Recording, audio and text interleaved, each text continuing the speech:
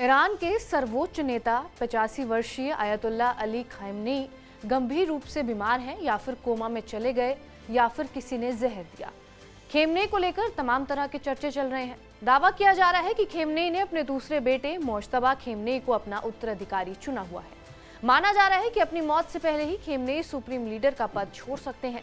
कुछ का तो ये भी दावा है कि इजरायली खुफिया एजेंसी मोसाद ने उन्हें एक ऑपरेशन के तहत जहर दे दिया है। एक तर्क ये भी दिया जा रहा है कि बेटे मुज्तबा ने ही सुप्रीम लीडर की गद्दी जबरन हथिया ली है।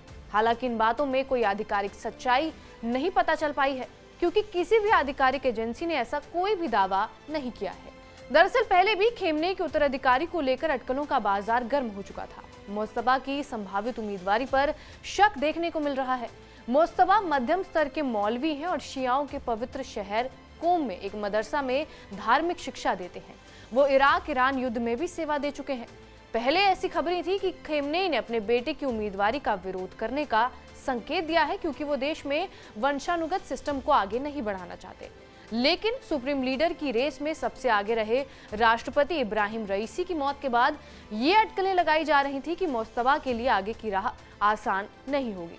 बता दें कि मिडिल ईस्ट एशिया के ताकतवर देश ईरान शिया बहुल है, जहां सुप्रीम लीडर को सबसे बड़ा धर्मगुरु माना जाता है। पद के अनुसार ईरान में सुप्रीम लीडर का फैसला अंतिम होता है।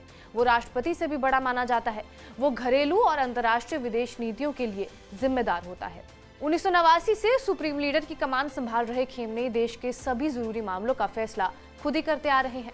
ईरान के सुप्रीम लीडर न्यायपालिका के मामले में भी अंतिम फैसला दे सकते हैं। वो सेना का सर्वोच्च कमांडर भी होता है। उसे लोगों को नियुक्त करने या फिर उन्हें बर्खास्त करने की पावर होती है। कोई भी सुप्रीम लीडर आजीवन या फिर मृत्यु और बर्खास्त होने तक पद पर बना रह सकता है। ऐसे में खामेनी अपने जीवन काल में ही कथित रूप में अपने बेटे को उत्तराधिकारी बनाना चाह रहे हैं। ईरान में 1979 की इस्लामिक क्रांति से पहलवी राजवंश के पतन के सुप्रीम लीडर का पद बनाया गया था। यहाँ पुरुष ही सुप्रीम लीडर बन सकते हैं। पहले supreme leader Islamic Republic Iran के संस्थापक आयतुल्ला रूहुल्लाह खामेनी बने थे।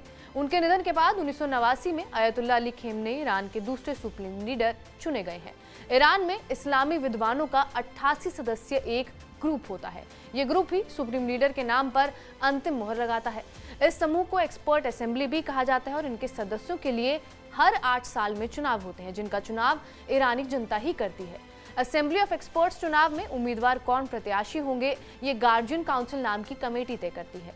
इस गार्जियन काउंसिल के ऊपर सुप्रीम लीडर होता है, जिसका इन सब में दखल होता है। खामेनी मामले में मोसाद का नाम इसलिए भी आ रहा है क्योंकि मोसाद पर इसी साल ईरानी राष्ट्रपति इब्राहिम रईसी की हेलीकॉप्टर हादसे में हुई मौत के बाद हत्या के आरोप लगे थे। तेहरान में मोसाद के खिलाफ जमकर प्रदर्शन भी हुए थे। हालांकि इजराइल ने खुद बयान जारी कर इस हादसे में अपनी किसी भी भूमिका से इनकार किया था। बहरहाल आपका इस वीडियो पर क्या कुछ कहना है, हमें कमेंट बॉक्स में जरूर बताएं। बाकी देश और दुनिया की तमाम बड़ी खबरों के लिए बने रहे हमारे साथ TV9 डिजिटल पर।